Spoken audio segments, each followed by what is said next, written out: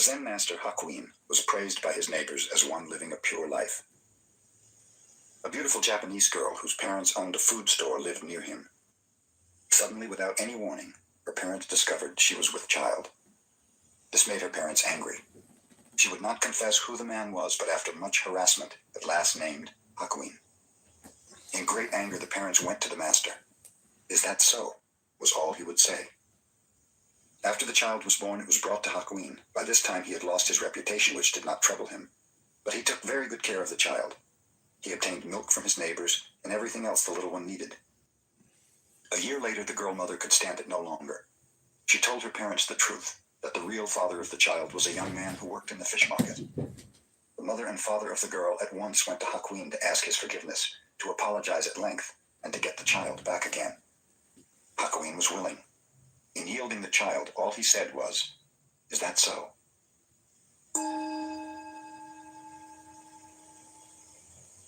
The Master Bankei's talks were attended not only by Zen students, but by persons of all ranks and sects. He never quoted sutras, nor indulged in scholastic dissertations. Instead, his words were spoken directly from his heart to the hearts of his listeners. His large audiences angered a priest of the Nichiren sect, because the adherents had left to hear about Zen. The self-centered Nichiren priest came to the temple, determined to debate with Bankei. "A Zen teacher," he called out, "wait a minute. Whoever respects you will obey what you say, but a man like myself does not respect you. Can you make me obey you?" "Come up beside me and I will show you," said Bankei. Proudly, the priest pushed his way through the crowd to the teacher. Bankei smiled. "Come over to my left side." The priest obeyed. "No," said Bankei, "we may talk better if you are on the right side. Step over here." The priest proudly stepped over to the right. "You see," observed Bankei, "you are obeying me, and I think you are a very gentle person. Now sit down and listen."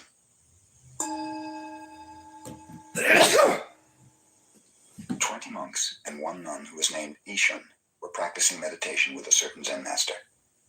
Ishun was very pretty, even though her head was shaved and her dress plain. Several monks secretly fell in love with her. One of them wrote her a love letter, insisting upon a private meeting. Ishun did not reply. The following day, the master gave a lecture to the group, and when it was over, Ishun arose. Addressing the one who had written her, she said, "If you really love me so much, come and embrace me now."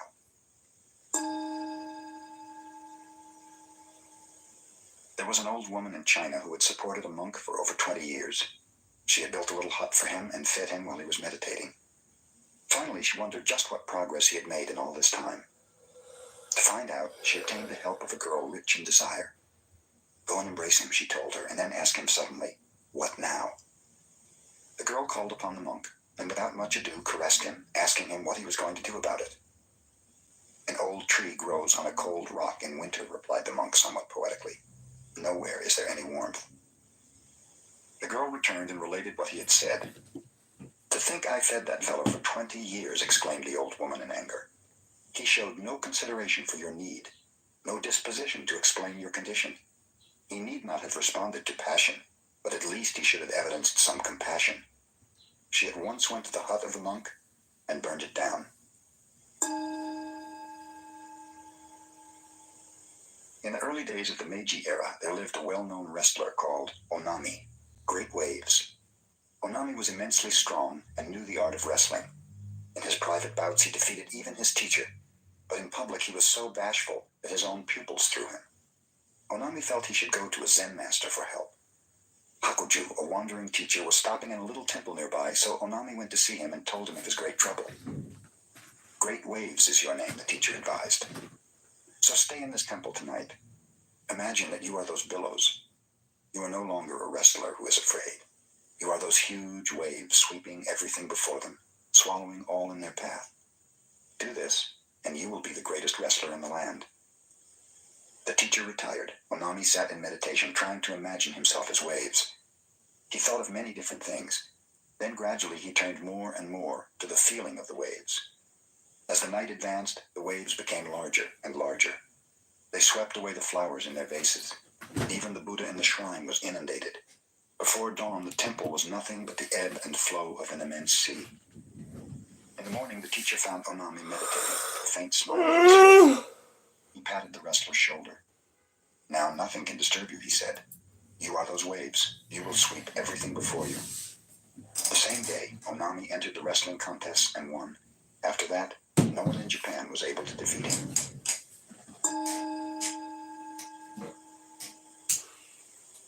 Ryokan, a Zen master, lived the simplest kind of life in a little hut at the foot of a mountain. One evening, a thief visited the hut, only to discover there was nothing in it to steal. Ryokan returned and caught him. You may have come a long way to visit me, he told the prowler, and you should not return empty-handed. Please, take my clothes as a gift. The thief was bewildered. He took the clothes and slunk away. Ryokan sat naked watching the moon. Poor fellow, he mused. I wish I could give him this beautiful moon. The Zen master Hoshin lived in China many years. Then he returned to the northeastern part of Japan where he taught his disciples. When he was getting very old, he told them a story he had heard in China. This is the story. One year, on the 25th of December, Tokufu, who was very old, said to his disciples, I'm not going to be alive next year, so you fellows should treat me well this year. The pupils thought he was joking, but since he was a great-hearted teacher, each of them in turn treated him to a feast on succeeding days of the departing year. On the eve of the new year, Tokufu concluded, You have been good to me. I shall leave you tomorrow afternoon when the snow has stopped. The disciples laughed, thinking he was aging and talking nonsense since the night was clear and without snow. But at midnight, snow began to fall, and the next day they did not find their teacher about. They went to the meditation hall. There he had passed on. Hoshin, who related this story, told his disciples, It is not necessary for a Zen master to predict his passing, but if he really wishes to do so, he can. Can you? Someone asked. Yes, answered Hoshin. I will show you what I can do 7 days from now. None of the disciples believed him, and most of them had even forgotten the conversation when Hoshin called them together. 7 days ago, he remarked, I said I was going to leave you. It is customary to write a farewell poem, but I am neither a poet nor calligrapher. Let one of you inscribe my last words. His followers thought he was joking, but one of them started to write. Are you ready? Hoshin asked. Yes, sir, replied the writer. Then Hoshin dictated. I came from brilliancy and return to brilliancy. What is this? The poem was 1 line short of the customary 4, so the disciple said, Master, we are 1 line short. Hoshin, with the roar of a conquering lion, shouted, Ka! And was gone.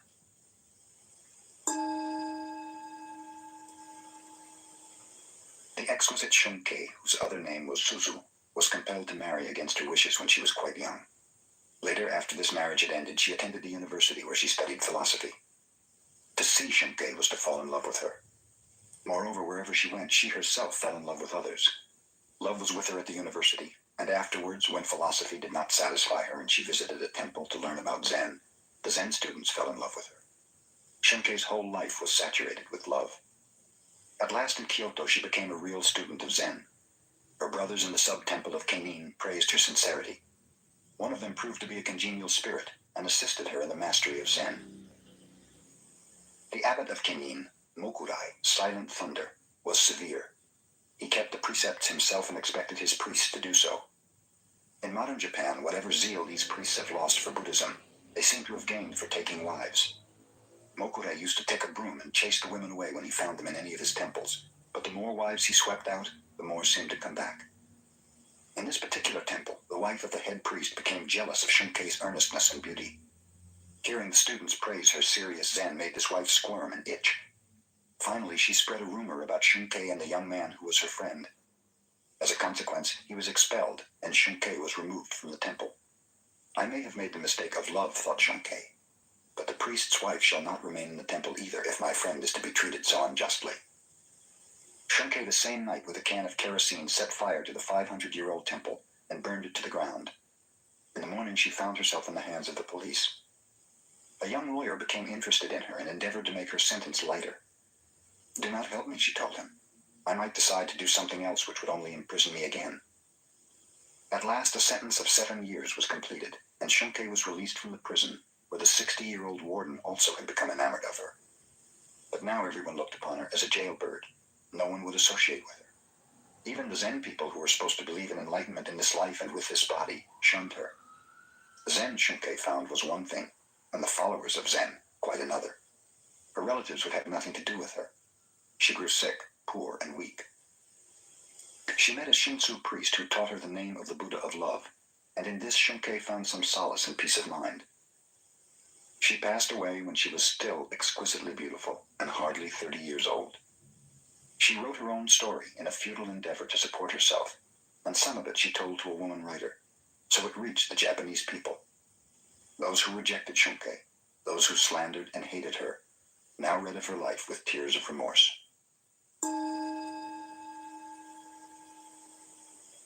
In Tokyo in the Meiji era, there lived two prominent teachers of opposite characteristics.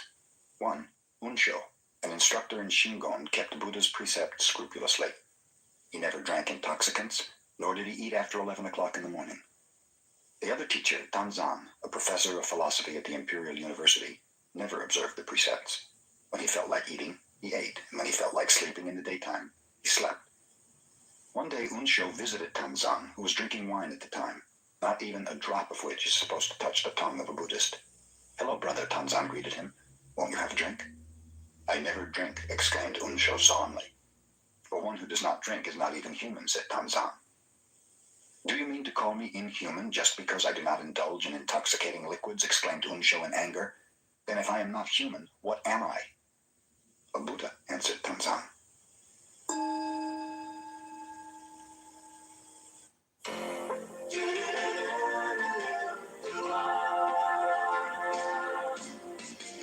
It doesn't matter what comes, fresh goes better in life. With mentals fresh and full of life, nothing gets to you. Staying fresh, staying cool. With mentals fresh and full of life, fresh goes better. Mentos freshness, fresh goes better. With mentals fresh and full of life. Mentos, the fresh maker. Shoun became a teacher of Soto Zen. When he was still a student, his father passed away, leaving him to care for his old mother. Whenever Shoun went to a meditation hall, he always took his mother with him. Since she accompanied him when he visited monasteries, he could not live with the monks. So he would build a little house and care for her there. He would copy sutras, Buddhist verses, and in this manner receive a few coins for food. When Shoun brought fish for his mother, people would scoff at him, for a monk is not supposed to eat fish. But Shoun did not mind. His mother, however, was hurt to see others laugh at her son. Finally she told Shoun, "I think I will become a nun. I can be a vegetarian too." She did, and they studied together. Shoun was fond of music and was a master of the harp, which his mother also played. On full moon nights they used to play together. One night a young lady passed by their house and heard music. Deeply touched, she invited Shoun to visit her the next evening and play. He accepted the invitation. A few days later he met the young lady on the street and thanked her for her hospitality. Others laughed at him. He had visited the house of a woman of the streets. One day Shoun left for a distant temple to deliver a lecture. A few months afterwards he returned home to find his mother dead. Friends had not known where to reach him, so the funeral was then in progress. Shoun walked up and hit the coffin with his staff. "Mother, your son has returned," he said. "I'm glad to see you've returned, son," he answered for his mother. "Yes, I'm glad too," Shoun responded. Then he announced to the people about him, "The funeral ceremony is over. You may bury the body." When Shoun was old, he knew his end was approaching. He asked his disciples to gather around him in the morning, telling them he was going to pass on at noon. Burning incense before the picture of his mother and his old teacher, he wrote a poem. "For 56 years, I lived as best I could, making my way in this world. Now the rain has ended. The clouds are clearing. The blue sky has a full moon." His disciples gathered about him, reciting a sutra, and Shoun passed on during the invocation. A university student, while visiting Gasan, asked him, "Have you ever read the Christian Bible?" "No, read it to me," said Gasan. The student opened the Bible and read from St. Matthew. "And why take ye thought for raiment? Consider the lilies of the field, how they grow. They toil not, neither do they spin. And yet I say unto you that even Solomon in all his glory was not arrayed like one of these. Take therefore no thought for the morrow shall take thought for the things of itself." Gasan said, "Whoever uttered those words I consider an enlightened man." The student continued reading. "Ask, and it shall be given you. Seek, and ye shall find. Knock, and it shall be opened unto you. For everyone that asketh receiveth, and he that seeketh findeth, and to him that knocketh it shall be opened. Gassan remarked, "That is excellent. Whoever said that is not far from Buddhahood."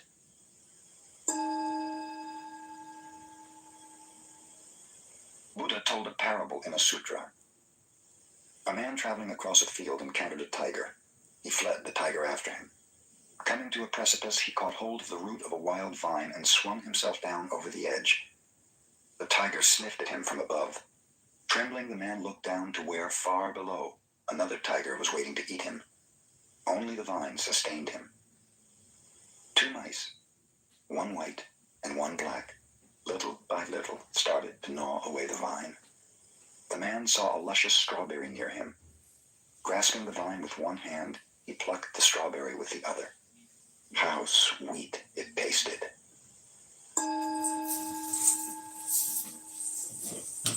When one goes to Obaku Temple in Kyoto, he sees carved over the gate the words, "The First Principle." The letters are unusually large, and those who appreciate calligraphy always admire them as being a masterpiece. They were drawn by Kosen 200 years ago. When the master drew them, he did so on paper from which workmen made the larger carving in wood. As Kosen sketched the letters, a bold pupil was with him who had made several gallons of ink for the calligraphy and who never failed to criticize his master's work. "That is not good," he told Kosen after the first effort. "How is that one?" "Poor, worse than before," pronounced the pupil. Kosen patiently wrote one sheet after another until 84 first principles had accumulated, still without the approval of the pupil. Then when the young man stepped outside for a few moments, Kosen thought, "Now is my chance to escape his keen eye," and he wrote hurriedly with a mind free from distraction, "The First Principle." "A masterpiece," pronounced the pupil.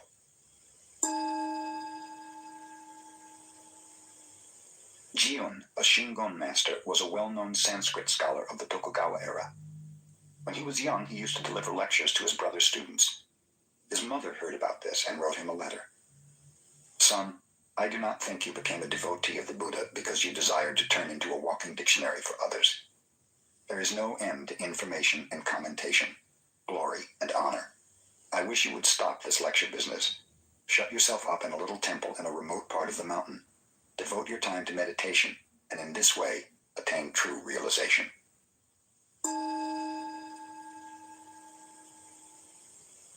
The master of Kenin Temple was Mokurai, Silent Thunder. He had a little protege named Toyo, who was only 12 years old. Toyo saw the older disciples visit the master's room each morning and evening to receive instructions in sanzen, or personal guidance, in which they were given koans to stop mind wandering. Toyo wished to do a sanzen also. "Wait a while," said Mokurai. "You're too young." But the child insisted, so the teacher finally consented. In the evening, little Toyo went at the proper time to the threshold of Mokurai's sanzen room. He struck the gong to announce his presence, bowed respectfully 3 times outside the door, and went to sit before the master in respectful silence. "You can hear the sound of 2 hands when they clap together," said Mokurai. "Now show me the sound of 1 hand."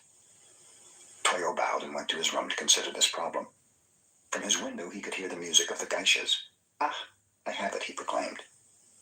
The next evening, when his teacher asked him to illustrate the sound of 1 hand, Toyo began to play the music of the geishas. No, said Mokurai, "that will never do. That is not the sound of 1 hand. You've not got it at all." Thinking that such music might interrupt, Toyo moved his abode to a quiet place. He meditated again. What can the sound of 1 hand be? He happened to hear some water dripping. "I have it," imagined Toyo. When he next appeared before his teacher, Toyo imitated dripping water. "What is that?" asked Mokurai. "That is the sound of dripping water, but not the sound of 1 hand. Try again." In vain, Toyo meditated to hear the sound of 1 hand. He heard the sighing of the wind, but the sound was rejected. He heard the cry of an owl. This also was refused. The sound of 1 hand was not the locusts. For more than 10 times, Toyo visited Mokurai with different sounds. All were wrong. For almost a year, he pondered what the sound of 1 hand might be. At last, little Toyo entered true meditation and transcended all sounds. "I could collect no more," he explained later, "so I reached the soundless sound." Toyo had realized the sound of 1 hand.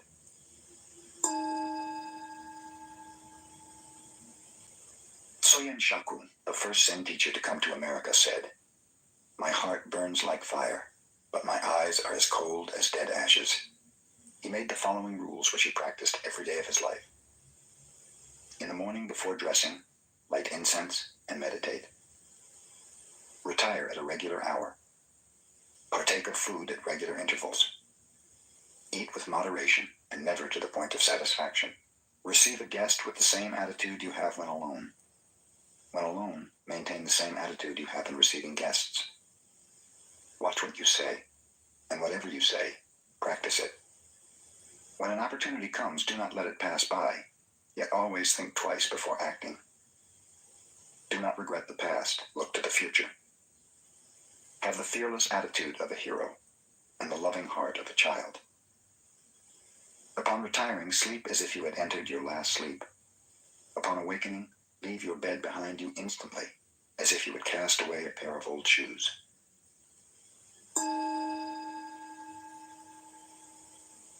When Eishun, the Zen nun, was past 60 and about to leave this world, she asked some monks to pile up wood in the yard. Seating herself firmly in the center of the funeral pyre, she had it set fire around the edges. "Oh, nun," shouted one monk, "is it hot in there?" "Such a matter would concern only a stupid person like yourself," answered Eishun. The flames arose, and she passed away.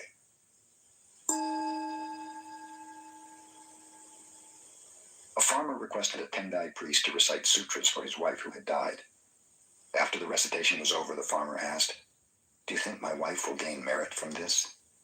"Not only your wife, but all sentient beings will benefit from the recitation of sutras," answered the priest. "If you say all sentient beings will benefit," said the farmer, "my wife may be very weak and others will take advantage of her, getting the benefit she should have. So please, recite sutras just for her." The priest explained that it was the desire of a Buddhist to offer blessings and wish merit for every living being. "That is a fine teaching," concluded the farmer, "but please make one exception. I have a neighbor who is rough and mean to me. Just exclude him from all those sentient beings." Suiwo, the disciple of Hakuin, was a good teacher. During one summer seclusion period, a pupil came to him from a southern island of Japan. Suiwo gave him a problem. Hear the sound of one hand. The pupil remained 3 years but could not pass this test. One night he came in tears to Suiwo. "I must return south in shame and embarrassment," he said, "for I cannot solve my problem." "Wait 1 week more and meditate constantly," advised Suiwo. Still no enlightenment came to the pupil. "Try for another week," said Suiwo. The pupil obeyed, but in vain. Still another week. Yet this was of no avail.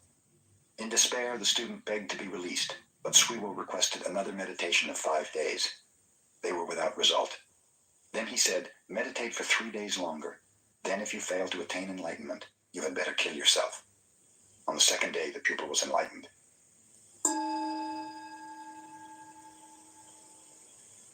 Provided he makes and wins an argument about Buddhism with those who live there, any wandering monk can remain in the Zen temple. If he is defeated, he has to move on. In a temple in the northern part of Japan, 2 brother monks were dwelling together. The elder one was learned, but the younger one was stupid and had but one eye. A wandering monk came and asked for lodging, properly challenging them to a debate about the sublime teaching. The elder brother, tired that day from much studying, told the younger one to take his place. "Go and request the dialogue in silence," he cautioned. So the young monk and the stranger went to the shrine and sat down. Shortly afterwards, the traveler rose and went into the elder brother and said, "Your young brother is a wonderful fellow. He defeated me." "Relate the dialogue to me," said the elder one. "Well," explained the traveler, "first I held up 1 finger, representing Buddha, the enlightened one. So he held up 2 fingers, signifying Buddha and his teaching. I held up 3 fingers, representing Buddha, his teaching, and his followers living the harmonious life. Then he shook his clenched fist in my face, indicating that all 3 come from one realization. Thus he won, and so I have no right to remain here." With this, the traveler left. "Where's that fellow?" asked the younger one, running into his elder brother. "I understand you won the debate." "Won nothing. I'm going to beat him up." "Tell me the subject of the debate," asked the elder one. "Why, the minute he saw me, he held up 1 finger, insulting me by insinuating that I have only 1 eye. Since he was a stranger, I thought I would be polite to him, so I held up 2 fingers, congratulating him that he has 2 eyes. Then the impolite wretch held up 3 fingers, suggesting that between us we only have 3 eyes. So I got mad and started to punch him, but he ran out and that ended it.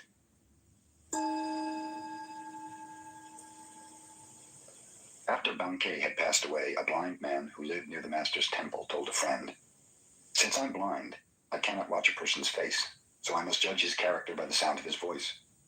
Ordinarily, when I hear someone congratulate another upon his happiness or success, I also hear a secret tone of envy. When condolence is expressed for the misfortune of another, I hear pleasure and satisfaction, as if the one condoling was really glad there was something left to gain in his own world." In all my experience, however, Bankei's voice was always sincere. Whenever he expressed happiness, I heard nothing but happiness, and whenever he expressed sorrow, sorrow was all I heard.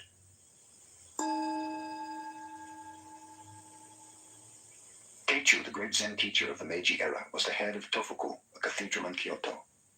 One day the governor of Kyoto called upon him for the first time.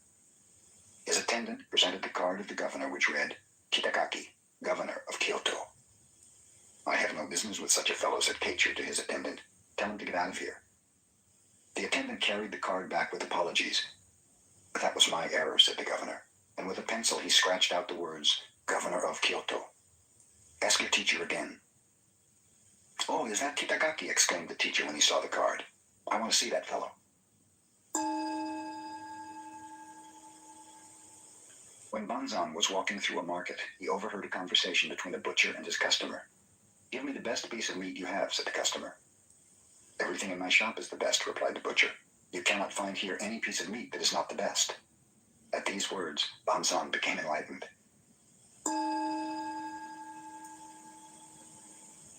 Mokusen Hiki was living in a temple in the province of Tamba. One of his adherents complained of the stinginess of his wife. Mokusen visited the adherent's wife and showed her his clenched fist before her face. "What do you mean by that?" asked the surprised woman. "Suppose my fist were always like that. What would you call it?" he asked. "Deformed," replied the woman. Then he opened his hand flat in her face and asked, "Suppose it were always like that. What then?" "Another kind of deformity," said the wife. "If you understand that much," finished Mokusen, "you are a good wife." Then he left. After his visit, this wife helped her husband to distribute as well as to save.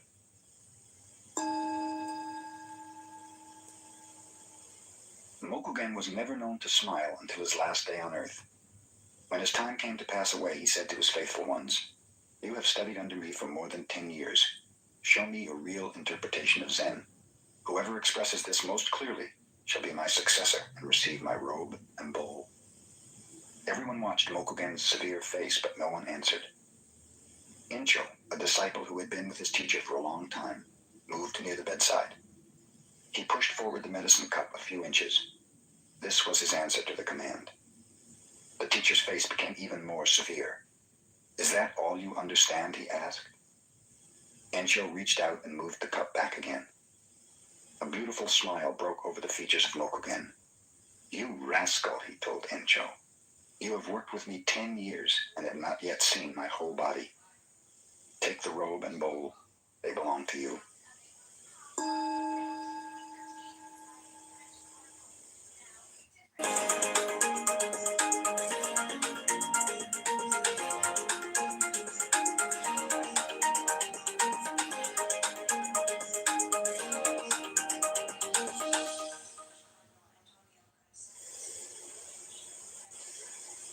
Zen students are with their masters at least 10 years before they presume to teach others. Nan-in was visited by Tenno, who, having passed his apprenticeship, had become a teacher. The day happened to be rainy, so Tenno wore wooden clogs and carried an umbrella. After greeting him, Nan-in remarked, "I suppose you left your wooden clogs in the vestibule. I want to know if your umbrella is on the right or left side of the clogs." Tenno, confused, had no instant answer. He realized that he was unable to carry his Zen every minute. He became Nan-in's pupil, and he studied 6 more years to accomplish his every minute Zen.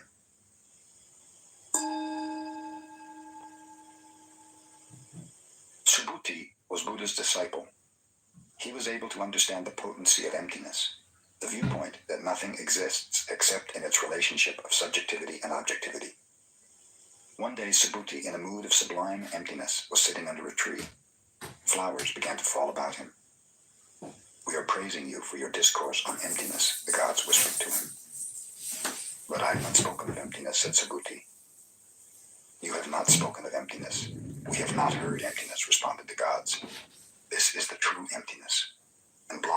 showered upon Subhuti as rain.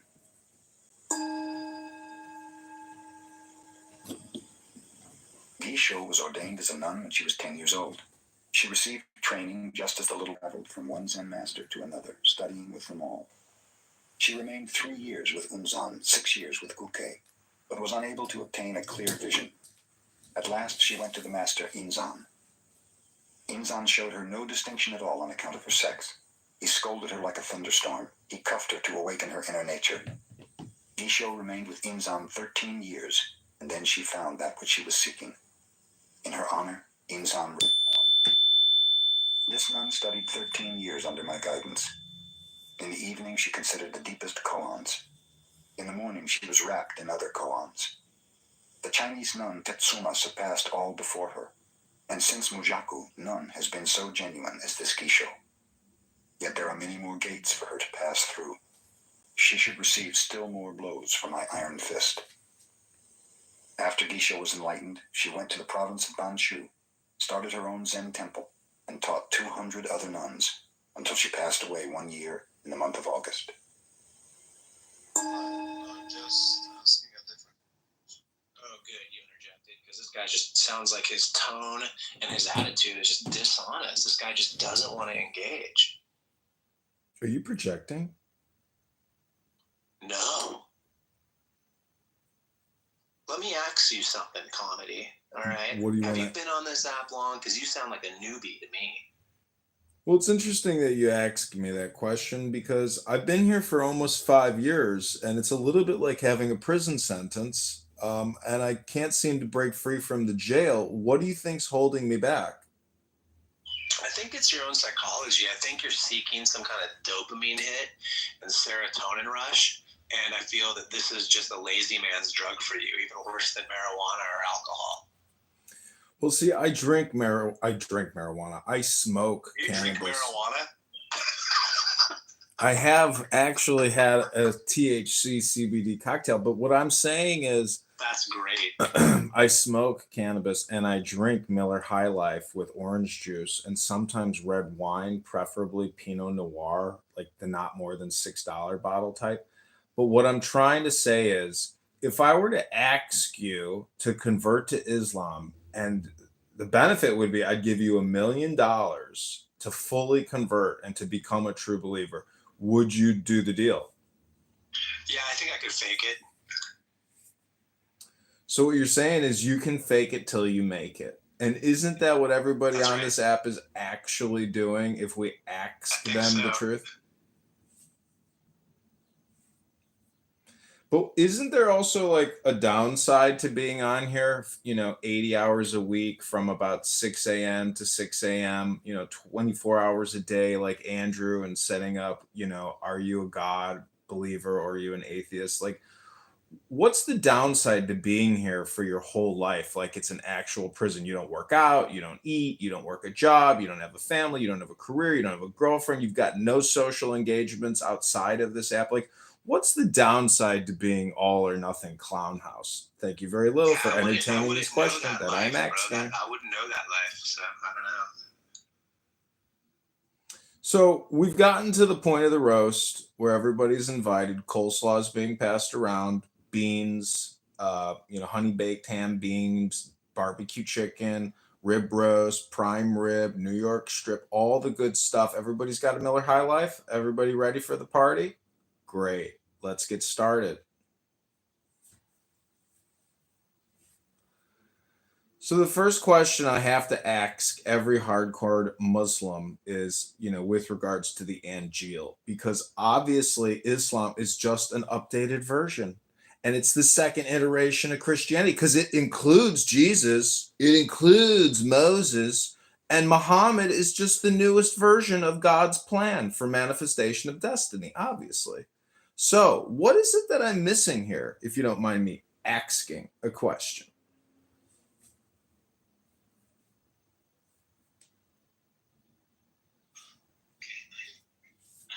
For the comedy, maybe I in position to respond, not to answer, yeah, to respond. My skill set is on the A style approach. I'm not very much into the Q style approach. Maybe Q style are on debate. in my dictionary, I don't have debate, I don't have argument. Hence, some of the areas that I may be only respond is like, let's say I'm connection to God office, then I will respond, God, what is the wisdom that I can respond to the person that asking? So that's how I'm going to go for. So having that, if you okay with that responding in that manner, then I have something to have a conversation with anybody that asking. Let's go. Otherwise, okay, sure. So could you recap the question again? Maybe I can respond accordingly. Sure. Are you going to give me an answer or a response? He is very more well versed in this Q style versus A style debate style for your style. Don't insult Honey Badger. Not everyone's English proficiency is at a level such as yours. Yes, but you can dodge questions when you're talking about this stuff, and you can You know, I have come to conclude that actually what I'm asking, this is the ultimate response for all asked questions. It's a bell. Maybe you've heard of a bell. It's not English. It's not Arabic. It's not Spanish. It's not some African dialect or language. It's called a bell. It answers most questions very vociferously in a way that other answers can't answer asked questions. It's called a bell. It's not Pavlovian. It's actually just a Zen bell. Zen is not atheism, as some people like to put it. And again, I'll quote atheism, not atheism, atheism. It's like asking a question, but basically, it's just a bell. It's maybe a little annoying, but I'd like to say that most people on this app are actually kind of annoying. It's a bell. That's right. It's a bell. Can you answer that question? Or did you need me to summarize what I was asking? Thank you. I think you were asking me if I like to work out, and yes, I play many sports. I lift weights, I ride mountain bikes. I am mostly a mountain bike shredder, and I like to play the sand volleyball on the beach and in the sand courts. But I mostly lift weights and things not for aesthetics. I do it for performance values such as strength and speed. I'm mostly speed focused working outs. So I try to get good sleep and not be on this app after maybe 11 p.m. because most of the time it is a bunch of fucking idiots. You know what I'm saying? I think you're overestimating the value of sleep. Being on here 24 hours a day, 7 days a week can only increase your health and performance. Lifting weights, I understand it's not all about aesthetics, but let me ask you a question. When you lift weights and you exercise, do you think your mental health goes up? So maybe there's a connection between mind and body? That is why I do compound movements with holistic endeavors incorporated most of the time. I do not focus on the bicep. I focus on multidiscipline movements which engage my core as well as shoulders, back, arms. Everything is involved. So I don't necessarily need to. Please be quiet, Habibdi. You're interrupting. I don't need to do lateral shoulder raises, Afwan Habibdi, don't interrupt Honey. He's speaking. Well, I think she is a Muslim woman, and Muslim women are property, so she is very, very happy to be able to engage socially on this application. You're Muslim? Walaikum assalam. Assalamualaikum warahmatullahi wabarakatuh, sister. Peace be upon him. Is there like a super Muhammad strength or some kind of prayer I can get the spirit of Allah and Muhammad like inside of my soul? Like, how do I unite with Muhammad and Allah? You need to submit, and then you will not get burned in the hell. What does it mean to submit? And are they really just doing chiropractic exercises when they pray? Are they just like getting a lower spinal crack? They are trying to tell Allah what is going on because Allah is unaware of what they need to do. So he is very, very open to hearing suggestions.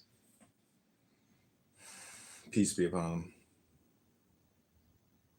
So anyways, I wanted to ask a question, Dr. Soul. Like, your title's A-Style and Insane in Core Room, Q-Style Topic Core Room. Like, is that some type of schizo title, or am I missing something like, which is, dynamically, intelligent? Like, what is your title asking or saying? Thank you.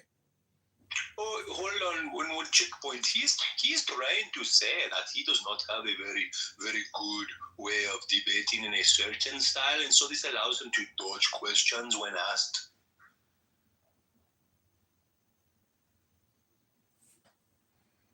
Okay, Brother Comedy, you asking about the title above, yeah? Yeah, I'm asking about the title, like Sure. up down triangle, red down triangle. Like, what does the up down triangles mean? Is that like some spiritual Oh, thing? no. Yeah, no, it's a bullet there. I just want to differentiate between A style and Q style. A style is not, A style is on applications. That means mine will be more on my forte will be on application, meaning it's more on experience, case study. I don't even know how to debate in that sense because I'm not even understand how the technology being used, in the spectrum of atheists, non atheists, and all that. Therefore, I'm not mastery in the Q style approach. So I'm more on the like ethical style. For let's say a person says, "So, can you trust doctors?" I would say, "No, until very, very yes." Oh, what do you mean by that? Yeah. What it meant is over times I had this 73 doctors in my database. Oh, I see. I got it. Trust me. That's how I respond. Yeah. You know, I was thinking it would be a great idea to create a room where there's a rule where all you can do is ask yes or no questions, and the only answers you can give in the conversation is either yes or no. And there's no breaking from that rule. There's no derivation. So each person just gets like 1 minute to ask a question, and then the other person gets 1 minute to contemplate the answer yes or no. So therefore, the person asking the question has to formulate their questions if they want to win the debate to essentially confirm the bias of the other person, meaning that you can, if people really obey the rules, you can corner people by asking questions, but no one has the willpower to actually only reply with yes or no. It's like 99%. That's great. I'm going to do that. I'm going to host a room like that, and it'll be 30 seconds, not a minute. Great. And if somebody breaks from the rules from yes or no, kick them immediately. They're a loser in the contest. Immediate head, immediate cut the head off immediately. No breaking from the, or you just lose and then the round is up, But try it. I would like to participate because I really would like to see how people respond to yes no rooms with that being the rule. Or you could add a third option of just like, I don't know. I'm not sure. Well, in the military, you only have 3 responses. Yes, sir, no, sir, and no excuse, sir. No excuse, sir has saved me so many fucking times because it's just like saying, I need instruction. Don't hate me. I'm a moron.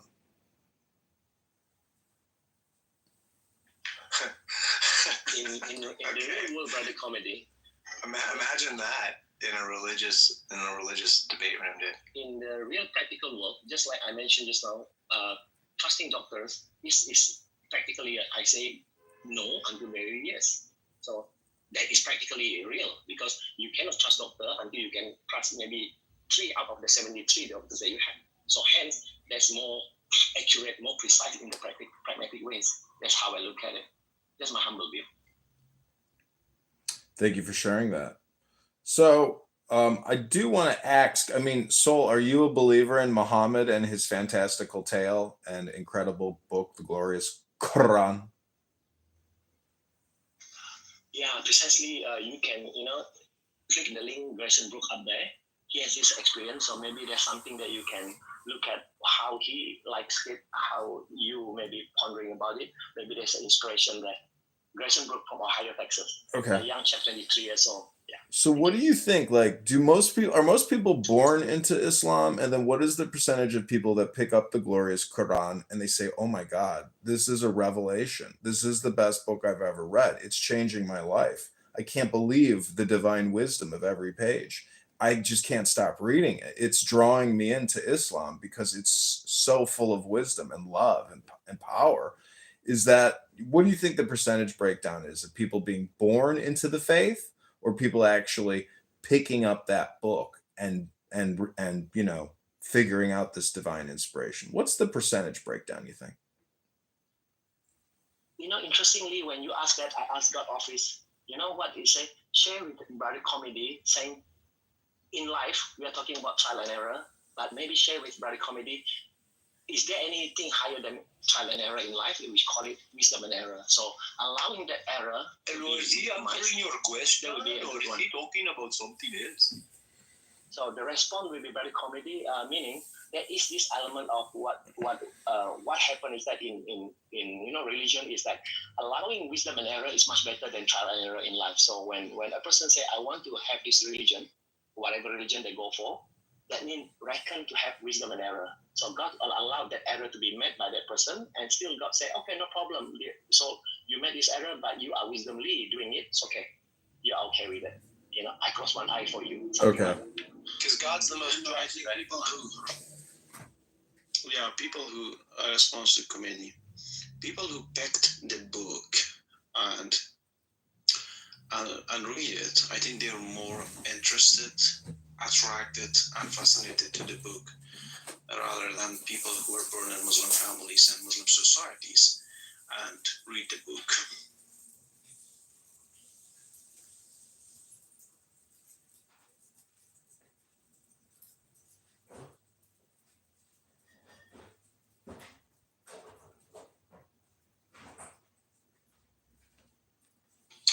Hey, Saul, is Allah the most just? Is Allah the most just? Oh, okay. Yes or no? Chapter. Yes or no? Or you know? You see the chapter, the surah. Yeah, just answer for me. Dude, you're the Muslim. Is Allah the most just? Yes or no? So if you had read the chapter. Hello, Saul. I am asking you a question. It is a yes or no question. This is not a long time party, okay? You have to just say it. Just say yes. Yes, he is, okay? This is so mind-numbingly exhausting talking with you. Then you can just leave. Why don't you just fucking answer the question I asked you? Yeah, let me give you the context. If one cell is on X space, you will say no. If you are on Y space, you say yes. Meaning, the Shakespeare say men and women are actors, the world is a stage, and if you can jump behind the scene, that means you're on Y space, that would be very yes. Yeah. Hello, can you hear me? Okay. Can you hear me? If you are one cell in that position behind the scene, you can see yourself. This is Allah, and I am very upset with you, Saul. So I am watching you. I am watching you, and I am very upset. You have been a naughty boy. I am thinking of sending you to hell because your answers are so avoidant. You are making me sleepy. Please. There's silver lining there. Obey. Please obey my words. That's how you treat people, your parents? No, just you, because you're a fucking numbskull, bro. I treat my parents with respect because they're good people and they answer questions. And they don't beat around the bush and lie like you do. Yeah, because you limit to the scope of yes and no. Yeah, because you are. Honey Badger, the way you treat the least of us is really a question of your character. And yes, I'm sure your parents are lovely, wonderful people who know how to answer questions. But have you not noticed that Soul is not a fluent English speaker, and thus this is actually just an English training app, and you're taking it way too seriously. That is true. You're taking it so seriously. I mean, you're not going to remove the guy's skin and deep fry it and have it for lunch. But let me ask another question, Dr. Soul. If there was no books, okay, literally, there were no books, therefore no one had the story or the information with regards to Muhammad and his incredible journey story of transformation and joy, or the incredible journey transformation story of Jesus Christ, or the incredible journey transformation of Moses and the Israelites and the Hebrews. If we didn't have books to remind us about all of these incredible journey stories, where would that leave us right now? Would we be on a social audio chat app talking about it right now? Because the point is, none of these books deal with the now. They're all allegories. They're all essentially symbolic, alchemical, tales about how to optimize your life now. What I'm trying to say is, if there weren't these things called books, we would all be stupid and retarded. But with the books, some of us are actually even more stupid and retarded. Thank you very little. I am complete. This is very interesting when very comedy you talk about that. The living book. When you probably have heard the living Quran, what you are looking at is the Mus'haf. So unfortunately, when you look at Mus'haf, is the one which they call it the copy which they have at home. But the living book is real time. The one that I have is a real time. So it's just like maybe for example, giving the Matrix first movie, I guess, Neo being download with the real stuff. So that download is the one that I'm experiencing. So therefore, in my capacity as an A-style approach, the living Quran is something else. It's higher. I don't know what you do for a living, but I generally come on Clown House 24 hours a day, 7 days a week, and don't actually work anymore. But what I'm trying to say is that books are just hypnotherapy documents, and that's all they really are. If we had no books and we had no knowledge, we would therefore have no knowledge of God. We would have to hypothesize about God as opposed to using an analog, which is a book. But really, all books are the same. Some are better than others in terms of therapeutic value. But essentially, all books are just hypnosis documents. And we use them as program material to optimize the now, which is a compression of the past and the future. And therefore, if you take the Quran, which is glorious, literally, you are being hypnotized by a communication technology, which is taking you out of the now and making you stupid, because it's just one book out of hundreds of thousands and millions of books, which are all programs. But a Muslim or a hardcore Mohammedan only likes one specific book and stops and says, well, why would I like other books? This is the most updated version of all the books. Do you know how stupid you must be to really believe that? You could call it faith, but really you're just sticking your head in the dirt and avoiding everything else because maybe you don't like conflict. But anyways, I am complete. Thank you very little for entertaining this question I'm asking. I would like to respond to that. Yeah, very comedy. Now, when you mention book, you are looking at the physical aspect of things. Okay, that's one. Two, I just share with you one experience that I had sometime 2 years ago. A person came to me. I can't remember whether it's a Muslim. Maybe he's an agnostic. What he asked me, so are you Sufi? I was like, what? What is Sufi? So I typed Google search and I thought, oh, this is Sufi. Meaning what I have not known, but they thought that I have. I don't think it's pronounced Sufi. I think it's pronounced Sufi. Sufi, yeah. So anyhow, the whole idea is that there is a real Sufi that is download real time, which I don't even read the book. So-called the book that you buy in bookstore, that is the book. But the living Quran is it Rumi who's the Sufi? Sufi, yeah. What, that is a branch of Islam, like mystical Islam? Okay, now I'm just giving you the context. What happened was a person asking me, I think it's an atheist. He said, so, are you Sufi? Then I was like, oh, what is Sufi? At the back of my mind, then I quickly Google search. And I said, this is what you meant by Sufi. In actual, 3 different type of individual asking me. So hence I said, God, what exactly is it like taking Islam from the back or something? Like anyways, Dr. Soul, the point is, do you believe that you have a soul? And if so, how do you confirm it? Or is it all based on faith? Okay, now I just landed with the final one just now, the Sufi. Yeah? So hence, the real Sufi versus Sufi, the one that I have is the real Sufi. Yeah. Now, having that itself, at least the experience that I had was indicating that I have this understanding. Now I come back to your questions. You're asking about soul, right? So now I think there is one word that normally used, that if you are asleep, you have your eyes, but you cannot have that. Wait, if I have to ask you a follow-up question after this, but let me ask you the follow-up question now. Do you think you are the sun? And if so, how do you know? Okay. So I just respond in the sequence manner just on the soul itself. So soul can be So stupid. I mean, person can say consciousness, meaning when a person is asleep. because I'm saying like Even soul though is like the sun in Spanish, and there's that word you. So are you the sun? Okay, maybe I would high precision, which is they call it. Maybe not literally, but figuratively. How do you know you're not really the sun or the universe? How do you know anything? It's just all a mystery.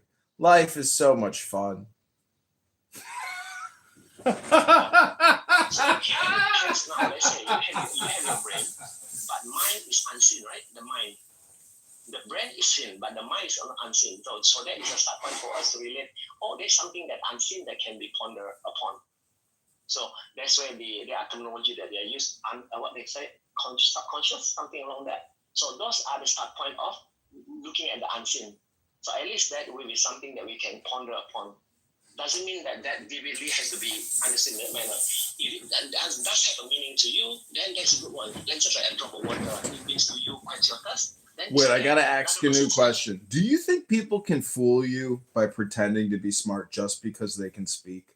Meaning that, like, think about all the interactions you've ever had and how you got fooled, because all communication is hypnosis and you were being polite, but you didn't really know just how stupid that person truly was. And you entertain them with respect because you're a respectful person.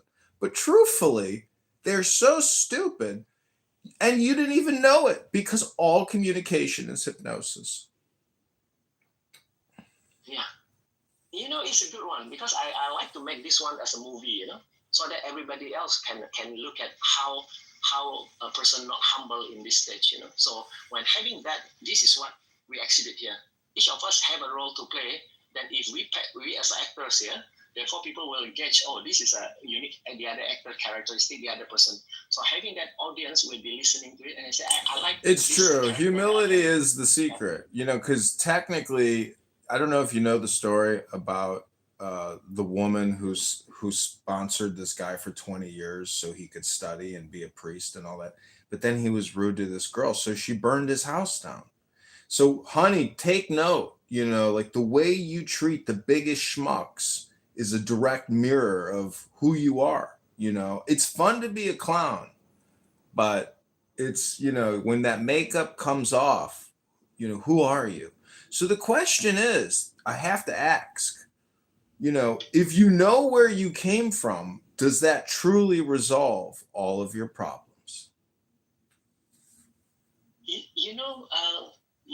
This room now itself, how it came about is this. God, please give me a test. This is what I'm experiencing right now. I love the test that everybody coming in here. I allow the microphone to be taken up, and as long as they are, do not use the F word, Therefore, there is this human aspect of acting. So therefore, I find, wow, this is a good test for me. Is that the fun so word? Having that. Sorry. Now, looking at that, when somebody was, saying something else, maybe have a high tone. Honey, can you pass me the coleslaw, please? Sorry. Sorry, I'm at a barbecue. My bad. I'm in my backyard at a barbecue. Oh. Putting some New York strip on the barbecue right now. Do you like barbecues? Do you like to self-roast? Yeah, I do. Yeah, I do that. I do with I just smoke cooked meat because carnivores. No, have you ever self-roasted? No, not into that for now, because that what was that? Jordan No, self-roast. Have you ever self-roasted? That's the question I'm asking you, Soul. Have you ever self-roasted? No, it's a good one because you are at the backyard. You do all this cooking in that. No, I'm implying, if you follow my question that I'm asking, are you self-roasting now, or have you ever self-roasted? Oh, you mean now I'm trying to understand. You were talking about self-roasting, like they do cooking in the clubhouse, is it? Yeah, exactly. You're cooking yourself in a stew. It's called self-deprecation, not self-immolation, immolation, or self. Okay.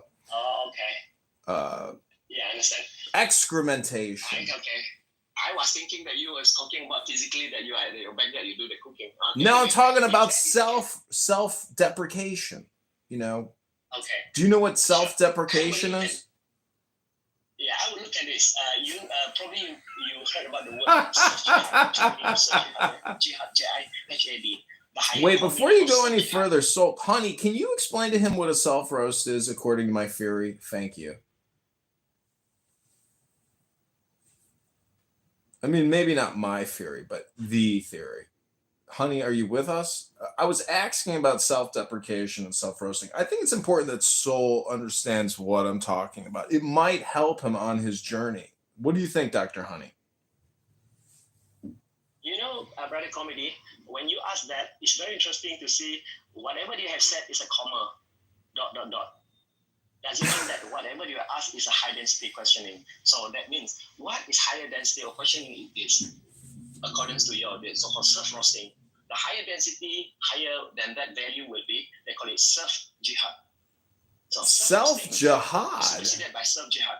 Yeah. Jesus, you one up everything with jihad. I mean, do you think that's part of the problem in Islam, is that they're jihadists and that essentially they one up everything and they say, you're wrong, we're right, this is the final take? Don't you see how that's a cognitive distortion in terms of getting to the truth? Now, I'm not saying you got to go into the booth and make a confession on the earth, but if you knew the math, you'd come to a rational conclusion about the truth. Thank you, I'm complete. Yeah, but you know, when you listen the high precision of me mentioning self-jihad, meaning me jihad on me, nothing got to do with the other person. So you are pointing at something that you are talking about. So it's like burning yourself up and killing yourself. It's like an ego death, is what you're saying. Am I correct when I say ego death? It's more like this, yeah. CO, manager, officer of oneself. Okay, so managing officer and the manager. Wait, is this about self-actualization, or is this just like a self-roast? And do you know what I mean when I say self-actualization or self-roast? Anyways, I'm looking forward to the ego death. Yeah. Please proceed. So, okay, self-jihad has that element of we align that hierarchy of CO, manager, officer, that structure. So if you are in CO, manager, officer of oneself, in that three component of oneself, therefore you are aligning hierarchy in a very orderly manner. So when you see respect within the hierarchy is essential. Sorry? Yeah? The question is it? I was asking, is respect within the hierarchy essential? Okay, now, if you see the corporate structure, CEO, manager, officer, is that essential? I'm not talking about the board of directors. I'm talking about respect within the hierarchy of management, from the president to the CEO to the vice president to the treasurer to the secretary, and then maybe the board of directors. But actually, what I'm asking you is, have you ever self-roasted? That's very interesting. That's why I'm superseding that with high density, which is the self-jihad to oneself, which is aligning the CEO, manager, officer of oneself. If you were to so let me ask you another question about this self-jihad. If you're in a shrink, if you're with your psychiatrist and you're on a 5150 hold in the psych ward, and you're with a bunch of schizophrenics who are drooling all over the place from their medications, and they're potentially violent, how do you respond with regards to self-jihad and the situation? Are you a situationalist? I'm not even in that space, you know. I don't stand on that space, because that space is, I'm just too much on the outside looking at that, and I really empathy those individuals that are having that problem. So your line of questioning. But what does Islam think about psychiatry and medicating those with schizophrenic delusional disorders, which could result in violent terrorist jihadist outbreaks of conflict, war, murder, rape, maybe incest, maybe pederasty? I'm just asking for a friend. Yeah, that's a topic of mental health. Anything higher than mental health, we call it, high value health on top of that, which is your heart, the inner voice health. At least you say, use your inner voice to ponder, so that it can be overriding that mental health. Can Allah and Muhammad help influence the inner voice? If I read Glorious Quran, yes, very good subject. If I read Glorious Quran, can it help with my mental health disorder? Okay, now I reckon. Okay, next is you click that Dream Regression book. That would be a good one for you to really ponder. So that's why my name, Soul Regression. Thank you, Dr. Soul. Consideration. Can't thank you enough for this. I can't thank you enough for this help. You are doing doing Allah's work. God bless you, sir.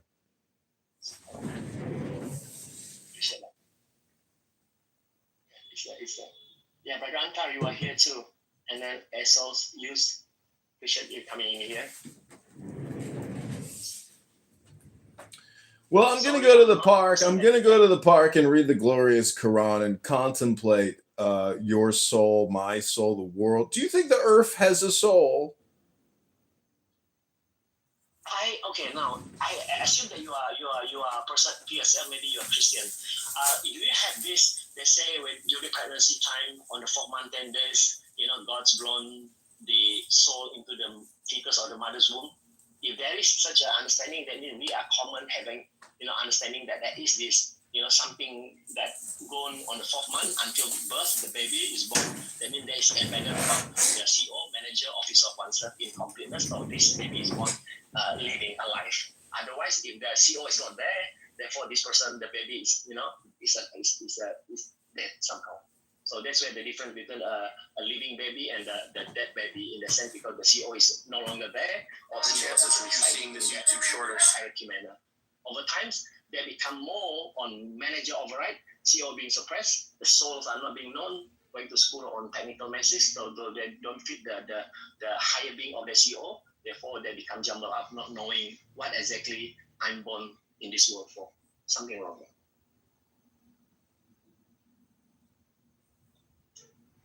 there. Interesting. Well, I'm actually a video producer, creator living in the Hollywood Hills in Mount Olympus. I work for Viacom Network, and I want to thank you for being on our prank call show called Self-Actualization Comedy. It's a roast about self-deprecation, ego death, the truth of the earth. Can't thank you enough. I put the link in the chat, and I hope you have a great rest of your day. Thank you very little. We'll call you. Don't call us.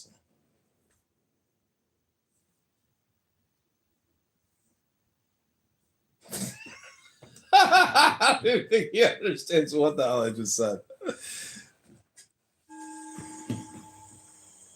The master Soyen Shaku passed from this world when he was 61 years of age. Fulfilling his life's work, he left a great teaching, far richer than that of most Zen masters. His pupils used to sleep in the daytime during midsummer, and while he overlooked this, he himself never wasted a minute. When he was but 12 years old, he was already studying Tendai philosophical speculation. One summer day, the air had been so sultry that little Soyen stretched his legs and went to sleep while his teacher was away. 3 hours passed when, suddenly waking, he heard his master enter, but it was too late. There he lay, sprawled across the doorway. "I beg your pardon. I beg your pardon," his teacher whispered, stepping carefully over Soyen's body, as if it were that of some distinguished guest. After this, Soyen never slept again in the afternoon.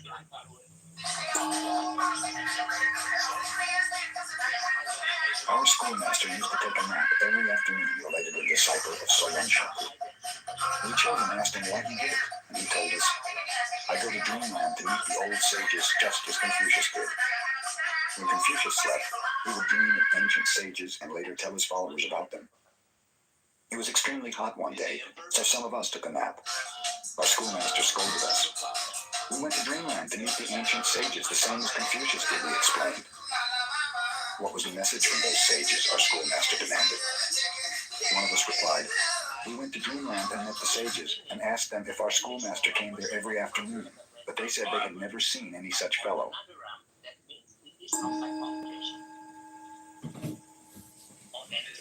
Joshu began the study of Zen when he was 60 years old and continued until he was 80 when he realized Zen. He taught from the age of 80 until he was 120. When I say higher, I'm not saying that higher income comparison, but higher in terms of the hierarchy itself. There is the greater inflation, there is hierarchy. So you don't think do you think there's a hierarchy in this room? I mean, yes, you have the green bean, but you don't seem to me to be like a hierarchical person. I mean, what do you think about people that play this like one-upmanship game for hierarchical purposes, you might say, in terms of linguistics and intellect, and essentially, control and politic or appeal to authority? A student once asked him, "If I haven't anything in my mind, what shall I do?" Joshi replied, "Throw it out." "But if I haven't anything, how can I throw it out?" continued the questioner. "Well," said Joshi, "then carry it out."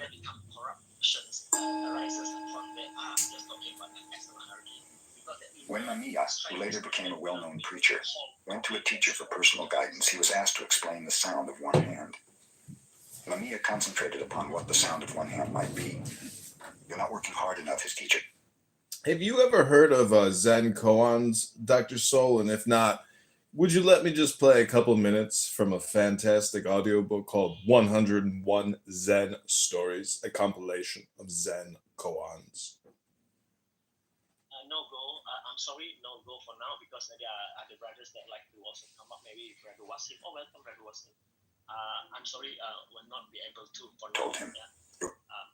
Okay. So What I'm trying to say is that the now is all important. okay. Yeah. Okay. And so if all you do is talk all the time and you never listen, are you really even there right now? Hello? Hello? Anybody home? Hello? Where did you come from? If you know where you came from, you'll solve all your problems. You'll stop thinking. The more you think, the more you speak, the further from the truth you're going to get. You're never going to learn the math of the earth. It's impossible. Just let it go. Just let it all go. You are the Buddha. You are what you're seeking. You are what you're seeking. And what you're seeking is seeking you. Hello? I'd like to ask you, what is your intentions of having? I'm a self-actualization comedian. Oh, okay. Now I understand where you're coming from. Comedian is all call, right? Hello? Is anybody there? Okay. Hello? Can you pass me the barbecue chicken and some more Miller High Life? I'd love a glass with some ice if you have it. Thank you.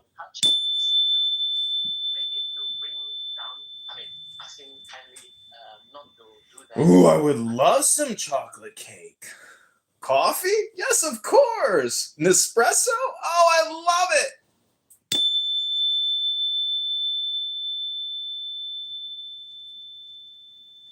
Sure, I'll help you clean up. Where's the garbage at? You know, it's very interesting. The Brother Comedy, you are. Oh, Brother Antar, you are here. Yes. I just have a question. Who drank Miller High Life with ice? Who drinks Miller High Life from a glass? Who doesn't drink Miller High Life from a glass with ice and orange juice and cinnamon on top? I call it a beer mosa. Anybody want to go to the beach and go sailing? Bring your bikinis. I got the towels. I'll bring the water and the Miller High Life with orange juice and cinnamon for beer mosas. That's nice one, though. I like that. Good. I like that. Miller High Life. Muslims are not invited. Sorry, gotta be an atheist to get on this pleasure boat.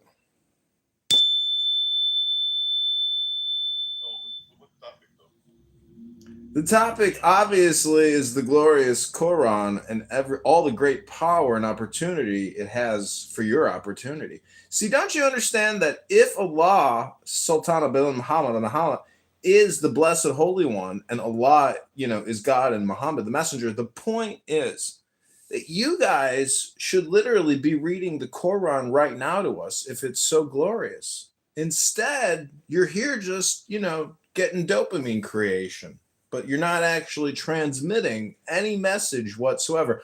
I'm actually a communications consultant comedian here to inform you, gentlemen, that you're wasting your time, but not by not even reciting anything. You should be reciting glorious Quran. Checkpoint. Okay, Anta is talking to me, asking the question. Oh, my bad. There's hierarchy here. I want to respect that hierarchy. Anta, you asking me about the room. Yes, the room it is new findings. I mean, not new finding. Higher.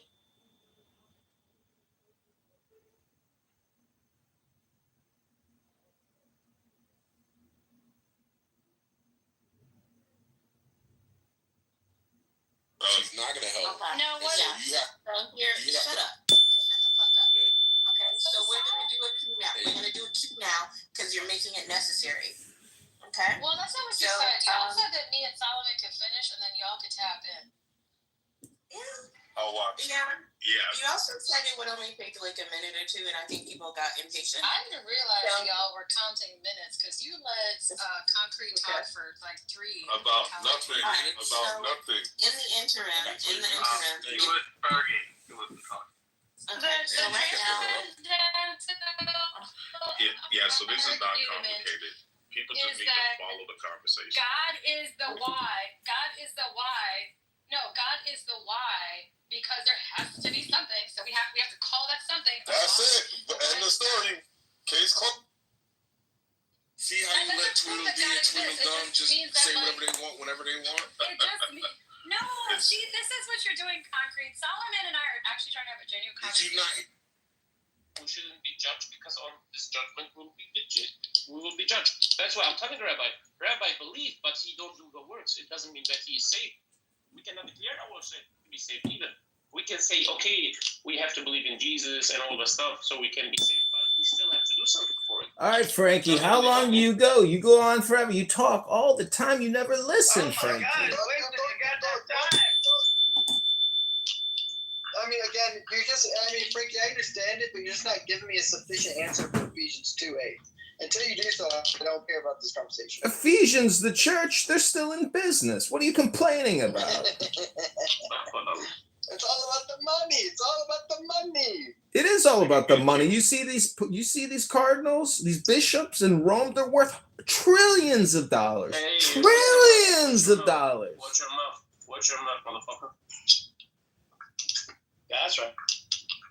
The point is, when you know, and those who say do not know, and those who know do not say.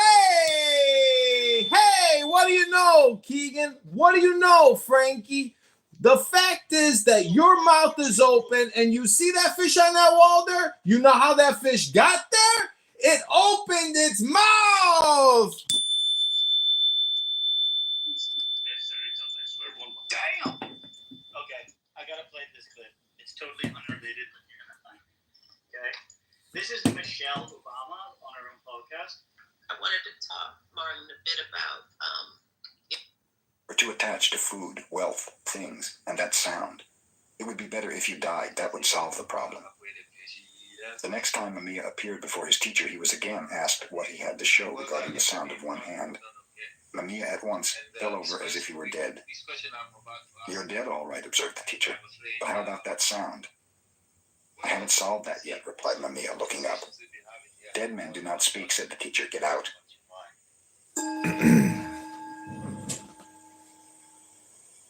Tosui was a well-known Zen teacher of his time. He had lived in several temples and taught in various provinces. The last temple he visited accumulated so many adherents that Tosui told them he was going to quit the lecture business entirely. He advised them to disperse and to go wherever they desired. After that, no one could find any trace of him. 3 years later, one of his disciples discovered him living with some beggars under a bridge in Kyoto. He at once implored Tosui to teach him.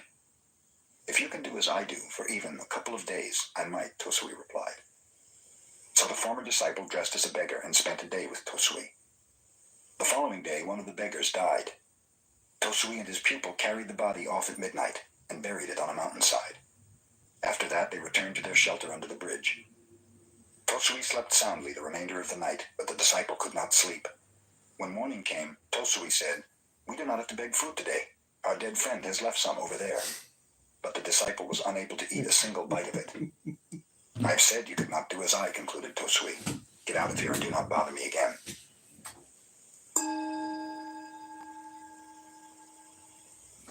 When Bankei held his seclusion weeks of meditation, pupils from many parts of Japan came to attend.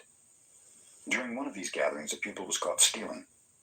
The matter was reported to Bankei with the request that the culprit be expelled. Bankei ignored the case. Later, the pupil was caught in a similar act, and again Bankei disregarded the matter. This angered the other pupils, who drew up a petition asking for the dismissal of the thief, stating that otherwise they would leave in a body. When Bankei had read the petition, he called everyone before him. "You are wise brothers," he told them. "You know what is right and what is not right. You may go somewhere else to study if you wish. But this poor brother does not even know right from wrong. Who will teach him if I do not? I'm going to keep him here, even if all the rest of you leave." A torrent of tears cleansed the face of the brother who had stolen. All desire to steal had vanished.